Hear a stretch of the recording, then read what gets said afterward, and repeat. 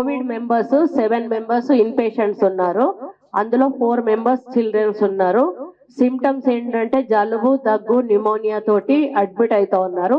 వీళ్ళకు డౌట్ వచ్చి చెకప్ కు పంపించినప్పుడు పాజిటివ్ కేసెస్ వచ్చినప్పుడు కోవిడ్ వార్డ్ లో వాళ్ళని అడ్మిట్ చేస్తున్నారు.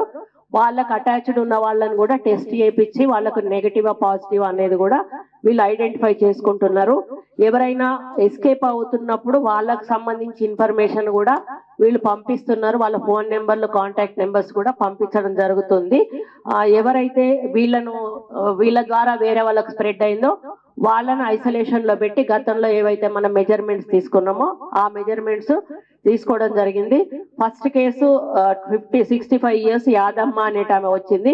అంటే అంత ఏజ్డ్ ఆమె వచ్చినాక కూడా వీళ్ళకి ఆక్సిజన్ పెట్టే అవసరం కానీ వెంటిలేషన్ పెట్టే అవసరం కూడా రాలేదు. కాబట్టి సెకండ్ కోవిడ్ అంతా సీరియస్ గానైతే ఈ కోవిడ్ లేదు, అట్లానే మనం నిర్లక్ష్యంగా కూడా ఉండడానికి లేదు. కాబట్టి గతంలో ఏవైతే జాగ్రత్తలు తీసుకున్నామో హ్యాండ్ వాషింగ్ కానీ మనము శానిటైజేషన్ కానీ ఏదైనా కూడా వెజిటబుల్స్ కడుక్కోవడం కానీ ఇటువంటివి అన్ని చేస్తే బాగుంటుంది అనేది నా యొక్క అభిప్రాయము.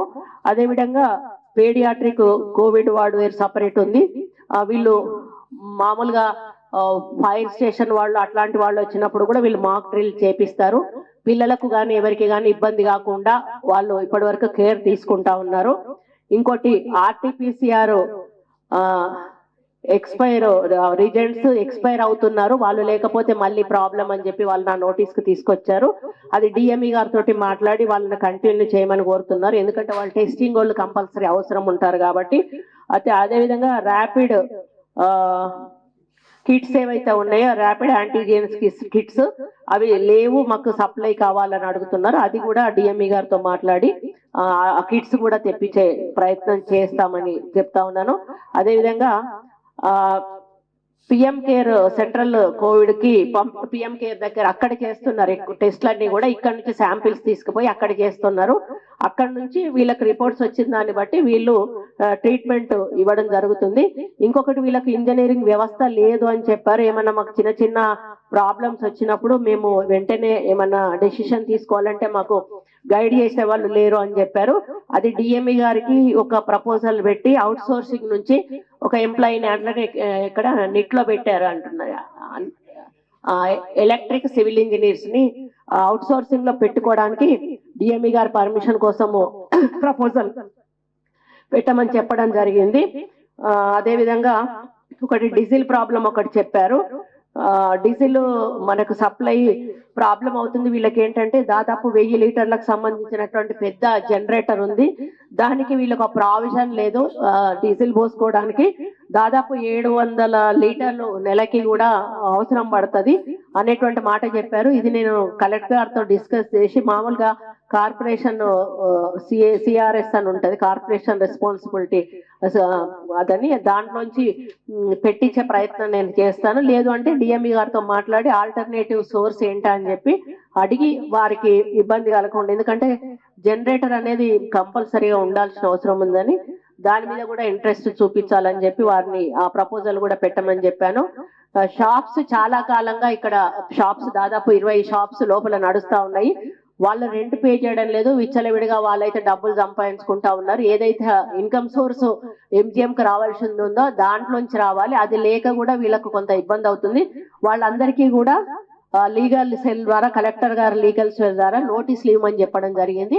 ఆ నోటీసులు ఇచ్చి టైం బౌండ్ పెట్టి ఏదైతే వాళ్ళ ఎరియర్స్ ఉన్నాయో పాత బాకీలతో సహా మొత్తం కడితేనే వాళ్ళు ఉంటారు, లేని పక్షంలో వాళ్ళని నిర్మోహమాటంగా పోలీస్ వాళ్ళని పెట్టి ఆ షాపులు ఖాళీ చేయించడం జరుగుతుంది, చేయించాలని కూడా ఆదేశించడం జరిగింది.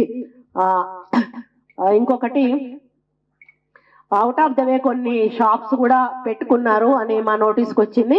అవుట్ ఆఫ్ ద వే వచ్చినవి కూడా మనం రెగ్యులరైజ్ చేసేది లేదు, వాటిని కూడా డిస్మేటల్ చేయమని చెప్పేసి వాళ్ళకి నోటీసులు ఇచ్చి వాళ్ళకి ఖాళీ చేస్తే పర్లేదు, లేదు అంటే డిస్మేటల్ చేయమని చెప్పడం జరిగింది. అదేవిధంగా వర్క్ల విషయానికి వచ్చినప్పుడు టిఎస్ఎండిసి ద్వారా 103 లక్షల పని ఒకటి నడుస్తా ఉంది, అగ్రిమెంట్ అయింది. అయితే అది ఏమంటే ఆయన చాలా చోట్ల ఆయన పనిచేయడం వలన ఇక్కడ మన దగ్గర ఉన్న పని కేవలం 12 లక్షలు మాత్రమే పనిచేశాడు 103 లక్షలకి. వెంటనే ఆయనకు నోటీస్ ఇచ్చి టెండర్ క్యాన్సిల్ చేసి కొత్త టెండర్ పిలువమని చెప్పడం జరిగింది.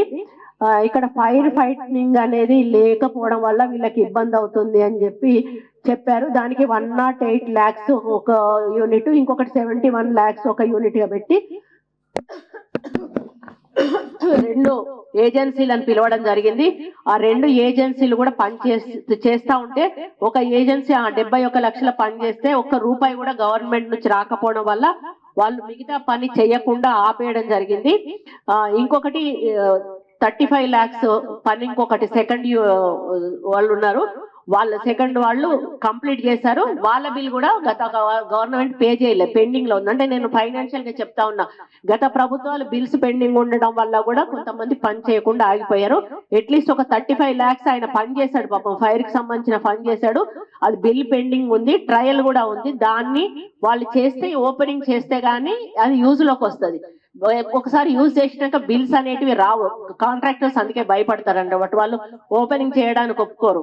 కాబట్టి 35 lakhs ఇప్పుడు నేను అదే వీళ్ళకి ఒకటే జనరల్ ఇన్ఫర్మేషన్ ఇవ్వడం జరిగింది, ఏంటంటే ఫైనాన్స్ పెండింగ్ ఏమున్నాయి రిలీజ్ కు అవి నాకు ఇవ్వమని చెప్పాను. ప్రపోజల్ వర్క్స్ పెండింగ్ ఏమున్నాయి అవి నాకు ఇవ్వమని చెప్పాను. అటెండెన్స్ కోసం ఒక షెడ్ ఒకటి చాలా రోజుల నుంచి ఉండి, అయితే 14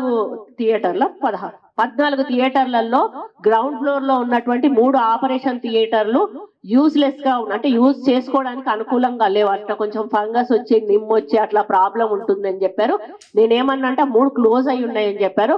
ఆ 3టిని కూడా ఓపెన్ చేసి అది మామూలుగా మనం రిపేర్ చేయగలిగితే చేసి అది అటెండెంట్ షెడ్స్ లాగా వాడి దానికి టాయిలెట్ ఫెసిలిటీ కల్పించి అక్కడ స్కావెంజర్ ఒకరిని పెట్టి అక్కడ హౌస్ కీపింగ్ వాళ్ళని ఒకటి పెట్టి ఎప్పుడు కూడా అది శుభ్రంగా మెయింటైన్ చేసే విధంగా చర్యలు తీసుకోమని చెప్పి సూపరింటెండెంట్ గారికి చెప్పడం జరిగింది. ఇంకోటి ఇది పిఏఓ పేమెంట్ ఏమో అన్నారు. ఓకే, ఇన్ పేషెంట్లకు కూడా రోజు మరి ఫుడ్ ఫెసిలిటీ గురించి కూడా అడగడం జరిగింది. వాళ్ళు ఏ రోజు ఎంతమందికి ఫుడ్ ఇస్తున్నారో దాన్ని మేము రిజిస్టర్ చేసి రికార్డ్ చేసి దాని ప్రకారంగా వాళ్ళకి బిల్ ఇస్తామని చెప్పి సూపరింటెండెంట్ గారు చెప్పడం జరిగింది. వాటర్ సప్లై గురించి కూడా డిస్కస్ చేయడం జరిగింది. వీళ్ళు ఆర్ఓ ప్లాంట్స్ ఉన్నాయి, ఆర్ఓ ప్లాంట్స్ ద్వారా వాటర్ ఇస్తామని అంటున్నారు.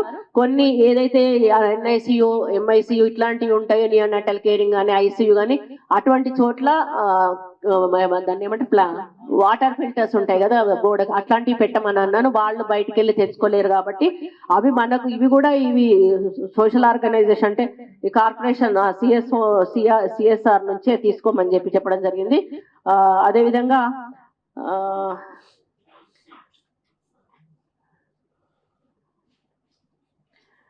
వెయిటింగ్ కేసెస్ అయితే ఏమీ లేవు. ఎప్పుడు కూడా వచ్చిన వాళ్ళని వచ్చినట్టుగా వీళ్ళు అడ్మిట్ చేసుకుంటున్నారు. ఎవరిని కూడా వెనక్కి తిప్పి అయితే పంపడం లేదు. ఇప్పుడు కాకతీయ మెడికల్ కాలేజ్ గ్రౌండ్స్ లో ఏదైతే ఉందో ప్రధాన మంత్రి స్విస్ట్ సురక్ష యోజన PMSSY కింద ఒక హాస్పిటల్ మంజూరైంది. అది 11 crores తోటి మంజూరైంది. 250 బెడ్ల ఆక్యుపేషన్ తోటి అది రన్ అవుతా ఉంది. అది హై ఎండ్ ట్రీట్మెంట్ అక్కడ నడుస్తా ఉంది. అది కేంద్ర ప్రభుత్వం మంజూరు చేసింది. ఇప్పుడు R&B ఈ కొత్త హాస్పిటల్ ఏదైతే ఉందో దానికి హెల్త్ సిటీ అని పేరు పెట్టారు. దాని గురించి అట్లీస్ట్ ఒక MGM సూపరింటెండెంట్ కానీ మెడికల్ ఏదైతే మెడికల్ కాలేజ్ ప్రిన్సిపల్ ఉన్నారో వాళ్ళకి ఎటువంటి ఇంటిమేషన్ లేదు. అసలు అది ఏ స్కీమ్ కింద మంజూరు అయింది, ఎంత మంజూరు అయింది, ఎట్లా చేశారు అనేది వాళ్ళకి టచ్ లేదు, వాళ్ళకి ఇన్ఫర్మేషన్ కూడా లేదు. మరి అది L&T అనేటువంటి ఒక కంపెనీ అది కడుతుంది అనేది మాత్రం అందరికీ తెలుసు. అది ఉన్నటువంటి బిల్డింగ్లు ఒకటి కడుతున్న విషయం మీ అందరికీ కూడా తెలుసు. కాబట్టి ఇది చాలా బాధాకరం. దానికి హెల్త్ సిటీ అని పేరు పెట్టడం జరిగింది. ఇవి నేను ఈ రోజు రివ్యూ చేసినటువంటివి. వాళ్ళందరికీ కూడా ఇప్పుడు CT స్కాన్స్ కూడా ఇక్కడ 2 వేస్ట్ గా ఉన్నాయి, నడవట్లేదు, అవి పాడైపోయినాయి. అవి కూడా మేము స్క్రాప్ కి ఏదైతే నోటీస్ ఇవ్వమని చెప్పాము, ఏది నోటిఫికేషన్ పేపర్లో ఇవ్వమని చెప్పాము. MRI కూడా ఒకటి వేస్ట్ ఉంది, అది కూడా స్క్రాప్ కి నోటిఫికేషన్ పేపర్ ద్వారా ఇచ్చి డిస్మెంటల్ చేస్తే ఆ రూమ్స్ దేనికన్నా యూజ్ చేసుకోవచ్చు అని చెప్పాము. ఓపీ పేషెంట్లకి మామూలుగా రోజు చూస్తా ఉన్నారు, మెడిసిన్స్ ఇస్తా ఉన్నారు, పంపిస్తా ఉన్నారు. కొన్ని డ్రగ్స్ ఇంపార్టెంట్ డ్రగ్స్ వాళ్ళకి రావట్లేదు అని వాళ్ళు చెప్పారు. ఆ డ్రగ్స్ లిస్ట్ ఇవ్వమని చెప్పాము.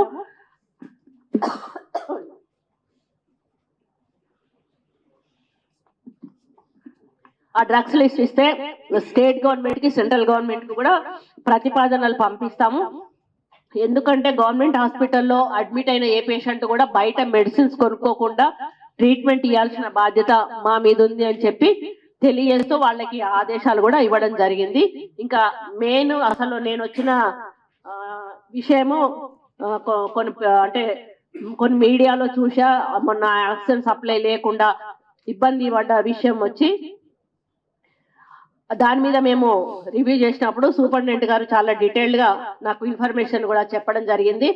అది ఏదైతే ఉందో power interruption AMC and IMC due to కోతులు ఎగరడం వల్ల 2 వైర్లు తాకడం వలన అది పవర్ సప్లై ఆగిపోయి మొత్తం వైర్ పాడైపోయి 29th రోజు 10 PM కి ఒకసారి ఇంటరప్షన్ వచ్చింది.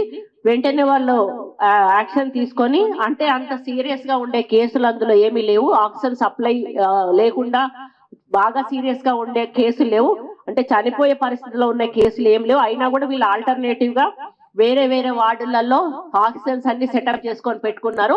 ఇంకా లేట్ అయ్యేటట్టయితే ఆ పేషెంట్స్ షిఫ్ట్ చేయడానికి ఆ అవసరం వాళ్ళు రాలేదు. ఆర్టిఫిషియల్ బ్రీతింగ్ బ్యాగ్స్ ఉంటాయి కదా, వాటిని ఏమంటారు, ఆంబు బ్యాగ్స్, అవి కూడా పెట్టి అక్కడ వాళ్ళ దగ్గర అటెండెంట్స్ డాక్టర్స్ వాళ్ళు కూడా అబ్జర్వేషన్ చేసుకుంటూనే ఉండడం జరిగింది. మరి ఆల్టర్నేటివ్ అరేంజ్మెంట్స్ అయిపోయినాక సప్లై లైన్ 10 minutes లో రీస్టోర్ అయింది. స్టేబుల్ గా 30 minutes ఉంది.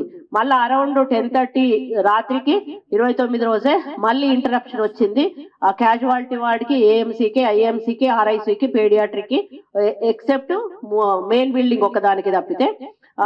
దీనివల్ల ఇమ్మీడియట్ గా ఆల్టర్నేటివ్ జూనియర్ డాక్టర్స్ వాళ్ళందరూ కూడా అలర్ట్ అయ్యారు.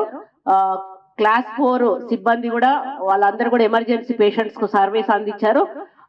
స్పెషల్ గా 20 బెడ్స్ ఆక్సిజన్ వెంటిలేటర్లతోటి ఎంసీహెచ్ బ్లాక్ లో, మెయిన్ బ్లాక్ లో అరేంజ్మెంట్స్ చేసుకొని రెడీగా ఉన్నారు. వెంటిలేటర్స్ కూడా ఒక 20 రెడీగా పెట్టుకున్నారు.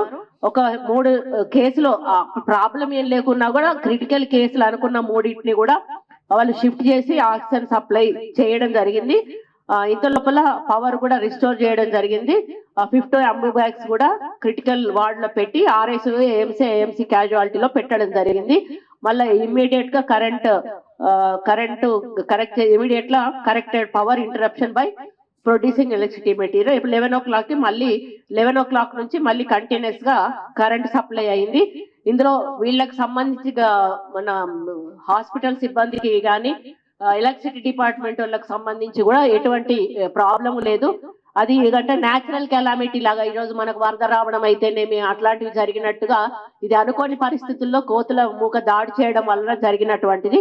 దాన్ని రాజకీయం చేయాల్సిన అవసరం లేదు. వాళ్ళు కావాల్సిన జాగ్రత్తలన్నీ కూడా తీసుకున్నారు. దేవుడి దయ వల్ల ఎవరికి కూడా ప్రాణహాని కలగకపోవడం మాకు చాలా సంతోషంగా ఉంది. వాళ్ళు తీసుకున్న చర్యల మీద కూడా డాక్టర్స్ వాళ్ళని నేను అభినందిస్తా ఉన్నాను. ఇంకా ఇదేంటి యూపీఎస్ 2 hours ఇంకా అన్ని యూపీఎస్ సపోర్ట్ అవన్నీ కూడా పెట్టుకున్నారు. వాళ్ళని ఎక్కడ కూడా మనం చేయడానికి లేరు. ఇంకా కొంత ఈ feeder pillar boxes, VTPN, proper cable replacement, proper earthing, change over switches and bus bars, ఇవి ప్యానల్ బోర్డు, ఇవన్నీ కూడా కొన్ని కరెంట్ కి సంబంధించినటువంటి ప్రాబ్లమ్స్ ఆల్రెడీ శాంక్షన్ అయి ఉన్నాయి. వర్క్ వాళ్ళు ఫాలో అప్ చేస్తానే ఉన్నారు. అది తొందరగా కానిమని చెప్పడం జరిగింది. ఓవరాల్ గా ఇక్కడ డ్యూటీ డాక్టర్స్ కానీ, సూపరింటెండెంట్ గారు కానీ, ప్రిన్సిపల్ కానీ, వీళ్ళు డిపార్ట్మెంట్స్ ఏవైతే 2 డిపార్ట్మెంట్స్ వీళ్ళ కింద వస్తారో, ఒకటి TSMDC, NPDCL, వీళ్ళు కూడా అటెండ్ అయ్యారు. వాళ్ళని కూడా ఇప్పుడు ఇన్కమ్ కోసం అని మేము main road side shutters propose చేయమని చెప్పాను. ఎందుకంటే ఇన్కమ్ జనరేషన్ లేకపోతే మెయింటెనెన్స్ అనేది ప్రాబ్లం. ప్రతిదానికి కూడా సూపరింటెండెంట్ గారు వాళ్ళు శాంక్షన్ ఇచ్చే అధికారం ఆయనకు ఉండదు. హాస్పిటల్ డెవలప్మెంట్ కమిటీని కూడా నాకు వెంటనే ఇస్తే మేము దాన్ని కూడా రిక్రూట్ చేస్తాం. ఎందుకంటే గత చాలా సంవత్సరాలుగా హాస్పిటల్ డెవలప్మెంట్ కమిటీ లేకపోవడం వల్ల కూడా వీళ్ళు సరైన నిర్ణయాలు తీసుకోక కొంత డెవలప్మెంట్ విషయంలో వెనుకబడడం జరిగింది. అది దానికి కూడా ప్రపోజల్స్ ఏవైతే షట్టర్స్ ప్రపోజల్స్ పెట్టమన్నామో, షట్టర్స్ పెడితే main road side income generate అయ్యే ఛాన్సెస్ ఉంటాయి కాబట్టి దాన్ని మనం ఇటువంటి వాటికి యూజ్ చేసుకునే అవకాశం ఉంటుంది. కాబట్టి ప్రభుత్వం నుంచి ఇప్పటి వరకు ఇంకా రివ్యూ అనేది మాకు జరగలేదు. నేను ఈ విషయాలన్నీ కూడా వాళ్ళను నేనేమేమైతే ఆదేశించానో అవన్నీ కూడా ప్రిపేర్ చేసుకొని రెడీగా ఉన్నప్పుడు కన్సర్న్ మినిస్టర్ గారి దగ్గర మనం అందరం కూడా వెళ్ళి అక్కడ మీటింగ్ పెడదాము. డిఎంఈ గారు కూడా అక్కడికే వస్తారు కాబట్టి ఆమె సార్లు కొత్త ఆమె వచ్చింది, పాత ఆయన చాలా సార్లు వీళ్ళు విన్నవించుకున్నా కూడా వీళ్ళ మాటను పెడిచెవిన పెట్టడం జరిగింది. ఇప్పుడున్న డిఎంఈ గారు మా మినిస్టర్ గారితో పాటుగా మేము కూడా వెళ్ళి అక్కడ హైదరాబాద్ లోనే ఒక రోజు మీటింగ్ పెట్టుకొని వీటి పరిష్కారం కోసం మేమందరం కూడా కృషి చేసి ఎంజిఎం ఎందుకంటే చాలా ఒక గుండెకాయ లాంటిది, దీన్ని అభివృద్ధి చేయాల్సింది పోయి కొత్త హాస్పిటల్ కట్టుకుంటే ప్రాబ్లం లేదు, ఇంకా మంచిదే. కానీ ఉన్న హాస్పిటల్ ని నెగ్లెక్ట్ చేసి కొత్త హాస్పిటల్ వైపు పోవడం అనేది బాధాకరము. ఈ ఉన్న హాస్పిటల్లో అన్ని ఫెసిలిటీస్ కూడా గత గవర్నమెంట్ కల్పించి ఉండుంటే బాగుండేది. దీని మీద సీతక్క ఈరోజు కోవిడ్ కు సంబంధించినటువంటి బెడ్స్ 1000 బెడ్స్ సెంట్రల్ నుంచి వస్తే ఒక్క బెడ్ కూడా ఎంజిఎం హాస్పిటల్ కి ఇవ్వలేదు. అంటే ఎంజిఎం ఒక 5-6 జిల్లాలకు సెంటర్ ఇది. అంటే అటువంటి నెగ్లిజెన్స్ గత గవర్నమెంట్ ఎంజిఎం మీద చూపించింది. ఇక ముందు అట్లాంటి నెగ్లిజెన్స్ ఉండదు, ఎంజిఎం అన్ని విధాలా కూడా అభివృద్ధి చేస్తాం.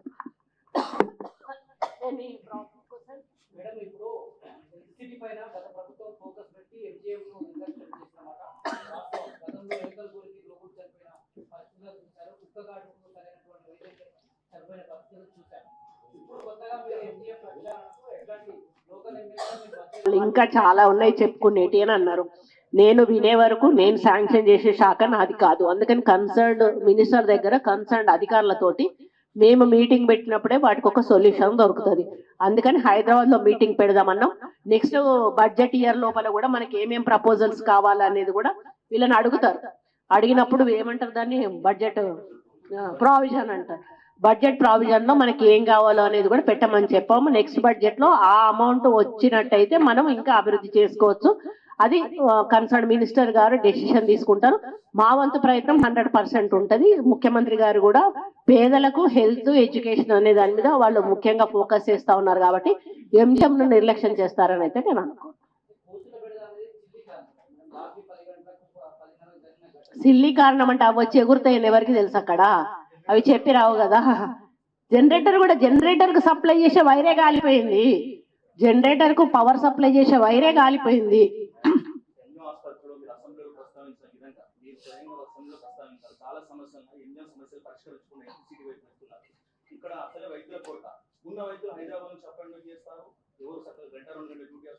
చిన్న స్థాయి ఉద్యోగుల మీద 100 మెమోలు ఇచ్చిన ఒక్క వైద్యాధికారికి చర్యలు చెప్తున్నారు. దీని వల్ల ప్రస్తుతం 1500 పడకలు ఉన్న ఇండియన్ హాస్పిటల్లో 600 మంది రోగులు మాత్రం చికిత్స పొందుతున్నారు. On the record madam.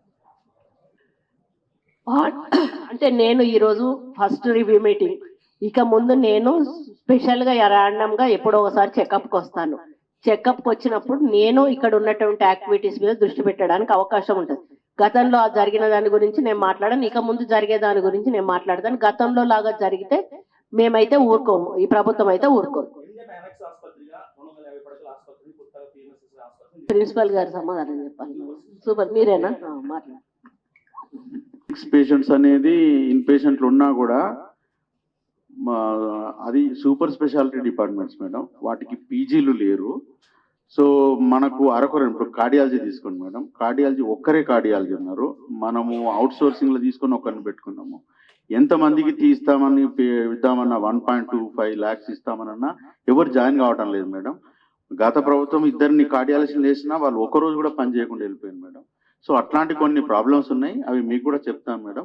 మనకు ఆ డాక్టర్లు రెగ్యులర్ వేకెన్సీస్ ఉన్నాయి మేడం. ఫర్ ఎగ్జాంపుల్ ఇప్పుడు జీవో 70లో ఇప్పుడు సర్జరీలో 16 మందికి 5 మందే ఉన్నారు మేడం. సో అయినా కూడా వాళ్ళు ఓవర్ బర్డన్ చేస్తున్నారు. జూనియర్ డాక్టర్లు అని అంటే పీజీలు కూడా ఎంబీబీఎస్ కంప్లీట్ అయిన వాళ్ళే మేడం. ఎందుకంటే వాళ్ళే యూజువల్ గా అటెండ్ అవుతారు. వాళ్ళు డెఫినెట్ గా వాళ్ళ చీఫ్ ఒపీనియన్ తీసుకొనే ఇస్తారు మేడం. చీఫ్ ఒపీనియన్ చేసుకోకుండా ఏం చేయడానికి లేదు. డెఫినెట్ గా ఏం ప్రాబ్లం ఉన్నా కూడా చీఫ్ వచ్చేసి వాళ్ళని గైడ్ చేసేది. Teaching hospital madam, without post graduates ఇప్పుడు ఇక్కడ టీచర్లు ఇంతమందిని శాంక్షన్ కూడా చేయరు మేడం. ఇప్పుడు ఒక ప్రొఫెసర్ ఉంటేనే 3 విద్యార్థులు వస్తారు మేడం, అంటే పోస్ట్ గ్రాడ్యుయేట్ విద్యార్థులు. సో అట్లా అని చెప్పేసి మేము పీజీలను చూపించమని చెప్పాం మేడం. టైం టు టైం ఆ హెచ్ఓడీలు అందరితో మీటింగ్ పెట్టేసుకొని పర్టికులర్ గా ఇప్పుడు ఏంటంటే మేడం, ఇప్పుడు ఎన్ఎంసీ కూడా రూల్స్ చేంజ్ చేసింది మేడం. ఏమంటే అంతకుముందు లెక్క ఎప్పుడో ఒకసారి సంవత్సరానికి ఒకసారి విజిట్ చేసి శాంక్షన్ చేసేది కాకుండా ఇప్పుడు ఈ బాస్ మిషన్ మీద ఇంటర్నెట్ ఆధార్ మీదే తంబేస్తుంది మేడం. ఎక్కడన్నా 10% కంటే తంబు ఇంప్రెషన్ తక్కువ ఉంటే వెంటనే ఇప్పుడు స్టాన్లీని కూడా క్యాన్సిల్ చేసిండ్రు. ఇప్పుడు ఏదన్నా మాకు ఇది ఎన్ఎంసి నుంచి అది వచ్చిందని అంటే డైరెక్ట్ గా రావచ్చు మేడం. ప్రతిరోజు కూడా డాక్టర్లకు పరీక్ష లాగానే ఉన్నది, వచ్చే డాక్టర్లకు కూడా తెలుసు మేడం. కాకపోతే ఇప్పుడు డాక్టర్ల మీద యాక్షన్ తీసుకోవాలంటే నేను తోటి డాక్టర్ మేడం సీనియర్ గా అయ్యి సూపరింటెండెంట్ అయ్యాను. బట్ డిఎంఈ కంట్రోల్లో కూడా ఈ ఆదేశాలు డైరెక్ట్ గా కూడా మానిటర్ చేసే అవకాశం ఉంది మేడం. సో డెఫినెట్ గా వాళ్ళందరినీ ఖచ్చితంగా చూసుకోమని చెప్తున్నాం మేడం. అనస్థీషియా డాక్టర్స్ అన్నటోళ్ళు మీరు సీరియస్ గా తీసుకోవాలి, అర్థమైందా? వాళ్ళు ఆన్ కాల్ డ్యూటీ అంటే మానేసుకోమనండి. వాళ్ళు శాలరీ తీసుకున్నప్పుడు వచ్చి ఇక్కడ ఉండకుండా ప్రైవేట్ హాస్పిటల్స్కి వెళ్ళడం అనేది కరెక్ట్ కాదు. కరెక్ట్ గా ఆపరేషన్ థియేటర్ లో కంపల్సరీగా ఏ టైం నుంచి ఏ టైం వరకు ఆపరేషన్స్ అయినా కూడా ఎనస్థీషియా వాళ్ళకు ఏ టైం నుంచి ఏ టైంకి డ్యూటీ ఉన్నా కూడా వాళ్ళు అటెండ్ కావాల్సిన బాధ్యత ఉంది. ఈ మీడియా వాళ్ళకి మీకు చెప్పాల్సిన అవసరం లేదు. ఇక్కడ ఉన్న శాలరీస్ వాళ్ళకు సరిపోవు, వాళ్ళకి కావాల్సింది డబ్బులు. డాక్టర్స్ సేవ చేద్దామనే ఆలోచన లేదు. దానికి స్ట్రిక్ట్ గా ఒక యాక్ట్ తీసుకురావాలి. గతంలో రూరల్ ఏరియాస్ లో పనిచేస్తేనే మీకు వస్తుంది అన్నట్టుగా ఏదైనా యాక్ట్ తీసుకొచ్చి మీరు పీజీ అయిపోయినాక మీరు ఏదైతే సర్జన్స్ ఉన్నారో వాళ్ళు ఉన్నారో 1 year 2 year మీరు కంపల్సరీ ఏదన్నా హాస్పిటల్లో పనిచేయాలన్నప్పుడు అప్పుడు చచ్చుకుంటే ఎంజిఎంలోనో లేకపోతే గాంధీ హాస్పిటల్లోనో అక్కడ చేస్తారు. అటువంటి యాక్ట్ తీసుకురావాలి. అది నేషనల్ మీకు తెలుసు, ఇక అది వాళ్ళ కౌన్సిల్ మెడికల్ కౌన్సిల్ వాళ్ళు చేయాల్సింది. అది మన చేతిలో మనం చేస్తాం, కానీ వాళ్ళు వచ్చి జాయిన్ కానప్పుడు మనం ఏం చేయలేం కదా. ఉన్న వాళ్ళతోటి వాళ్ళు సరిపెట్టుకుంటున్నారు, వాళ్ళు లాక్కొస్తా ఉన్నారు. ఇప్పుడు వాళ్ళు ఎవరైనా డాక్టర్ మీద యాక్షన్ తీసుకుంటే ఉన్న ఎనస్థీషియన్ కూడా పోతే మళ్ళీ ఎనస్థీషియన్ ఇచ్చే వాళ్ళు ఎవరు ఉంటారు? కాబట్టి మీరు కూడా కొన్ని అర్థం చేసుకోవాలి మీడియా మిత్రులు. ఎవరు కూడా వాంటెళ్ళి ఒక మనిషిని చంపాలని చూడరు. ఆ టైంలో వాళ్ళు లేకపోవడం వల్ల చనిపోవడం అనేది బాధాకరము. ఇక ముందు అట్లా జరగకుండా చూసుకోవాల్సి. జూనియర్స్ తోటి దయచేసి ఎనస్థీషియాలు ఇప్పించకండి. ఒకవేళ మీరు చేయాలనుకుంటే ఆపరేషన్ కాసేపు ఆపండి. ఎమర్జెన్సీ ఆపరేషన్ అయితే ఎమర్జెన్సీగా డాక్టర్ని పిలవండి. ఆయన లేకపోయినా ఎవరైనా ప్రైవేట్ వాళ్ళనైనా కూడా అప్పుడు పిలవండి అందుబాటులో లేకపోతే. కానీ జూనియర్లతోటి దయచేసి ఎనస్థీషియా ప్రయోగాలు చేయొద్దు. ఓకే అని చెప్పారు. ఉండకపోయినా ఉండాల్సిన అవసరం ఉన్నది. దానికి రెస్పాన్సిబిలిటీ సూపరింటెండెంట్ గారు. మీరు 24 hours ఆర్ఎంఓ గారు ఇక్కడ ఉండేటట్టు చూసుకోవాల్సిన బాధ్యత మీది. ఏ సమయంలో డ్యూటీలో ఏ ఆర్ఎంఓ లేకపోయినా కూడా వారికి మీరే రెస్పాన్సిబుల్. మీరు చట్ట డిపార్ట్మెంట్ పరంగా మీరు ఏం చేస్తారనేది మీకు వదిలిపెడతా ఉన్నా. అదేవిధంగా లైజనింగ్ ఆఫీసర్ అని ఒకరిని పెట్టమని అన్నారు. వాళ్ళ డిపార్ట్మెంట్ కోఆర్డినేషన్ కోసం నేనేమన్నా అంటే మీరు వాట్సాప్ గ్రూప్ క్రియేట్ చేసుకోండి, మీకు ఏ ప్రాబ్లం ఉన్నా కూడా వెంటనే అందులో పెట్టుకొని మీ ప్రాబ్లమ్స్ సాల్వ్ చేసుకోండి అని చెప్పా. ఇంకా క్వశ్చన్స్ ఎగ్జామినేషన్ పేపర్ అడిగినట్టు అడుగుతాను. చెప్పండి అన్న, మంచిదే కదా, అడ్వైస్లే కదా మీ. అదే లేదండి, మీరు రానివ్వాలి, మీడియా వాళ్ళని రానివ్వండి. మీరు ఎవరిని కూడా మీరు తప్పు చేయనంత వరకు వాళ్ళని ఆపొద్దు. వాళ్ళని ఆపుతున్నారు అంటే మీరు తప్పు చేసినట్టు అంతే. అదొక్కటి మీరు చెప్పాను. ఇగో నేను ఒక్కటినండి, నేను ఈరోజు ఇన్స్పెక్షన్కి వద్దాం అనుకున్నాను. ఇన్స్పెక్షన్కి వస్తే ఈరోజు హాలిడే, ఈరోజు ఎవరు ఉండరు. ఇన్స్పెక్షన్కి వచ్చినప్పుడు ఎవరు లేనప్పుడు నేను మాట్లాడడం కూడా సరైనది కాదు. అందుకని నేను అఫీషియల్ మీటింగ్ కండక్ట్ చేసి ఈ ఇష్యూ మీద కండక్ట్ చేయడానికి అఫీషియల్ మీటింగ్ పెట్టాను. అఫీషియల్ మీటింగ్ సండే అయినా కూడా వీళ్ళందరూ వచ్చి ఈ మీటింగ్ ను సక్సెస్ చేశారు. మొత్తం డీటెయిల్డ్ గా కూడా డిస్కస్ చేశాము. ఇక ముందు వీటి మీద వాళ్ళు కాన్సన్ట్రేషన్ చేస్తారు. ఇక్కడ మళ్ళీ ఒక రోజు నేను వస్తాను, ఏఎంసీ తిరుగుతాను, మీరు అన్నట్టు అన్ని తిరుగుతాను. వాటన్నిటిని కూడా ఇంకోటి చెప్తాను. ఇప్పుడు గత ప్రభుత్వంలో వాళ్ళు ఏం మాట్లాడినా డిఎంకి ఇస్తున్నారు. డిఎం ఏమంటారు, కొత్త హాస్పిటల్ అవుతుంది కదా, ఇది తీసేస్తాం కదా, అవసరం లేదు అని, వాళ్ళకి నిధులు మంజూరు చేయలేదని వాళ్ళు సాగు చెప్తున్నారు. వాళ్ళు ఏం చేస్తారు, వాళ్ళకి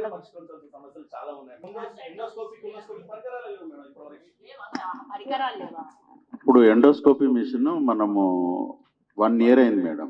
ఇప్పటికీ 4 సార్లు డిఎంఈకి రిప్రజెంట్ చెప్పాను. 40 lakhs ఉంటుంది. నేను అదే చెప్తున్నాను కదా మేడం. ఇప్పుడు మీకు కొన్ని మనకు రావాల్సినవి, తక్షణం రావాల్సినవి, ఇప్పుడు కొన్ని 4 మొబైల్ ఎక్స్రే యూనిట్లు కావాలి మేడం నాకు ఇమ్మీడియట్గా.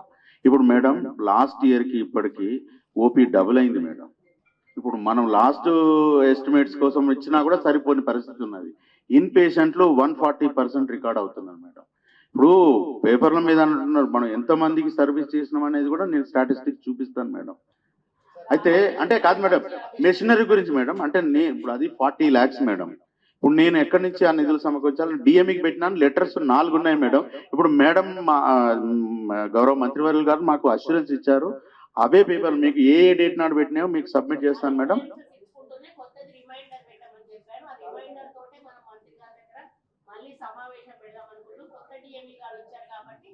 స్పందన ఉంటదని మేము అనుకుంటా ఉన్నాం. దాంట్లో ఫండ్స్ అవైలబిలిటీ ఇవ్వండి, 100% ఫండ్స్ అవైలబిలిటీ అనేది ఉంటే మున్సిపల్ చెప్పి మాక్సిమం ఎన్నింటికి అయితే మేము ఫండ్స్ రాబట్టగలుగుతాం అన్నింటికి కూడా రాబడతాం. నెక్స్ట్ ఫైనాన్షియల్ ఇయర్ రాబోతుంది, ఈ లోపల బడ్జెట్ ప్రవేశపెడతారు. బడ్జెట్ ప్రవేశపెట్టే లోపే ఈ నిధుల విడుదల చేసుకోవాలి. బడ్జెట్ ప్రవేశపెట్టే ముందు మాకు ఏం కావాలో ఆ ప్రపోజల్స్ కూడా మేము పెట్టాలి.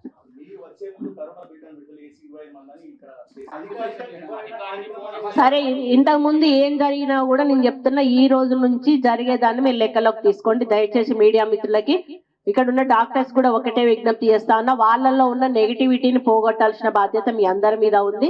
మీరు రెస్పాన్సిబుల్ గా పనిచేయండి, మీరు మంచి పేరు తెచ్చుకోండి, ఎంజిఎం కు మంచి పేరు తెయండి, మాకు మంచి పేరు తెయండి. మీడియా మిత్రులకు కూడా ఏ ఆలోచన లేకుండా వాళ్ళకు కూడా ప్రశాంతంగా ఉండనియండి వాళ్ళని. పాపం వాళ్ళు ఇక్కడ రోగులు ఇబ్బంది పడితే వాళ్ళు రాయాల్సి వస్తుంది కదా, రాయకుండానైతే ఉండరు కదా. వాళ్ళు రాసినప్పుడు మేము రెస్పాండ్ కావాల్సి వస్తుంది కదా. వాళ్ళు రాసే అవకాశం మీరు ఇవ్వకుండా ఉంటే బాగుంటది కదా. మీ డ్యూటీసే మీరు చేయండి, మేము వేరే ఎక్స్ట్రా ఏం అడగట్లేదు. మీరు అందుబాటులో ఉండండి, ఎవరికి కూడా ఇబ్బంది కాకుండా చూడండి. మీడియా వాళ్ళు వచ్చినప్పుడు రానియండి, వాళ్ళని అడగనియండి. మీకు భోజనం మంచిగా పెడతాందా అని అడుగుతారు, పెడతాను అంటారు. గుడ్డు పెడతాను అని అడుగుతారు, పెడతాను అంటారు. మీరు పెట్టినప్పుడు కదా మీరు వాళ్ళని లోపలికి రానియద్దు. మీరు శానిటేషన్ సిబ్బంది, ఇప్పుడు కాంట్రాక్ట్ ఎవరు చేస్తున్నారు sanitation? Contract madam Krishna construction వాళ్ళకి. అది ఇప్పుడు 1.5 year అయింది మేడం, ఇంకొక 1.5 year 3 సంవత్సరాలకు వస్తారు మేడం. అది మీకు సబ్మిట్ చేస్తాను మేడం, నేను చూశాను మేడం, డెఫినెట్ గా. సిబ్బంది టెండర్ చేసేటప్పుడు ఇంతమంది అని వేస్తారు, పెట్టేటప్పుడు తక్కువ మందిని పెడతారు. దానివల్ల లోపల శానిటేషన్ ప్రాబ్లం వస్తుంది. బాత్రూమ్స్ కానీ, లాబీస్ కానీ, మన కారిడార్స్ కానీ, ఇవన్నీ కూడా మీరు గార్డెనింగ్ అంటే నేను ఫారెస్ట్ వాళ్ళని మీకు అటాచ్ చేస్తాను. వాళ్ళు గార్డెనింగ్ కూడా చేస్తారు, గ్రీనరీ కూడా చేస్తారు. మీకు ఆ ప్రాబ్లం కూడా లేదు. ఇక్కడ మంచి హెల్దీగా ఉండేటట్టు చేద్దాము. శానిటేషన్ ఒకటి మీరు చాలా సీరియస్ గా తీసుకోవాల్సిన అవసరం ఉంది. దాని మీద మన డిస్కషన్ రాలేదు, అది కూడా తీయండి. మా వాళ్ళని వస్తే లోపలికి రానియండి, మీరు మంచి వైద్యం అందించండి, హెల్దీ పేషెంట్స్ బయటికి పంపించండి, వచ్చిన వాళ్ళని రిసీవ్ చేసుకోండి, 24 hours అవైలబుల్ ఉండండి. జూనియర్ డాక్టర్స్ తోటి ఎనస్థీషియా ఇప్పించకండి. లేదు, అవసరం లేదు, అవసరం లేదు, అవసరం లేదు. గోడల మీద పెయింట్ చేపించండి. ప్రతి వార్డు ముందట గోడల మీద RMO నెంబర్ 1, RMO నెంబర్ 2 రాసియండి. అది గవర్నమెంట్ నెంబర్ మీది. ఆ గవర్నమెంట్ నెంబర్ ప్రతి పేషెంట్ కు కూడా తెలవాల్సిన అవసరం ఉన్నది. ఏదైనా ఎమర్జెన్సీ వచ్చినప్పుడు, సార్ మాకు ఈ పేషెంట్ కు ప్రాబ్లం వచ్చింది, మాలాంటి వాళ్ళము రికమెండ్ చేస్తే ఆ పేషెంట్ ని బాగా చూసి, మాలాంటి వాళ్ళు రికమెండ్ చేయని పేషెంట్ ను మామూలుగా చూస్తే వాళ్ళకి ఒక ఫీలింగ్ ఉంటుంది, అయ్యో వాళ్ళని పట్టించుకున్నారు, వాళ్ళు పట్టించుకోలేదు అనే ఫీలింగ్ ఉంటుంది. అటువంటి అనుమానం రాకుండా అందరినీ కూడా సమానంగా చూడాలి. మీ నెంబర్స్ ఓపెన్ టు ఆల్ ఉండాలి, అది కూడా నేను వివరిస్తా ఉన్నాను. చెప్తున్నారు కదా, వాళ్ళు జాయిన్ కానప్పుడు వీళ్ళు ఏం చేస్తారు? ఇప్పుడు వాళ్ళు ఒక నెల రోజులు పని చేస్తారు, 1,20,000 ఇస్తే బయట పోతే 3 లక్షలు 4 లక్షలు వస్తాయి. వాళ్ళు ఎందుకు ఉంటారు? వాళ్ళు ఉండరు కదా. వాళ్ళు లేనప్పుడు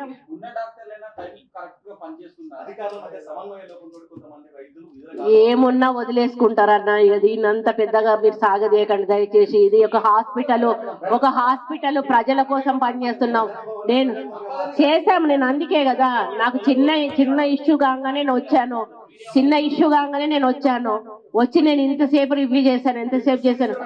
తప్పేం లేదు, మీరు చెప్పొచ్చు. వాళ్ళు ఏమైనా తప్పులుంటే దిద్దుకోమని చెప్తున్నా కదా, నేను మీ ముందే చెప్తున్నా కదా. వాళ్ళకి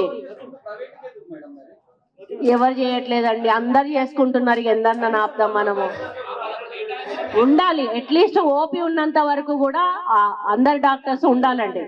ఓపీ ఉన్నంత వరకు అందరు డాక్టర్స్ ఎన్ని గంటల వరకు ఓపీ ఉంటది? 12 వరకు. 12 అంటే పేషెంట్లు ఉంటే ఇంకొక 1-2 గంటలైనా ఉండాల్సిన అవసరం ఉన్నది. 12 గంటలకి క్లోజ్. ఇప్పుడు ఓటర్లు లోపలి పోయినాక గేట్ పెడతారు, తర్వాత 1000 మంది ఉన్నా ఓట్లు వేస్తారు. పేషెంట్ల లైన్ లో ఉన్నాక వాళ్ళకి ట్రీట్మెంట్ ఇవ్వాలి, వదిలేసి వెళ్ళిపోతే మాత్రం బాగోదు. అది మాత్రం సీరియస్ గా తీసుకోండి. ఓకే. వాళ్ళను ఓపీలకు రానియండి, వాళ్ళు కూడా ఒక ఎవరి మీద రాస్తారనే భయం వాళ్ళకు ఉంటది కదా, మీ పర్యవేక్షణ ఉంటది, వాళ్ళ పర్యవేక్షణ ఉంటది, రానివ్వండి, మనకేం ప్రాబ్లం లేదు కదా. అక్కడ మీకు లైన్ సెక్యూరిటీ ఏం ప్రాబ్లం ఉండదు కదా, ఫ్రీగానే ఉంటుందా, ఏమన్నా మనకు సెక్యూరిటీ ఉంటారా?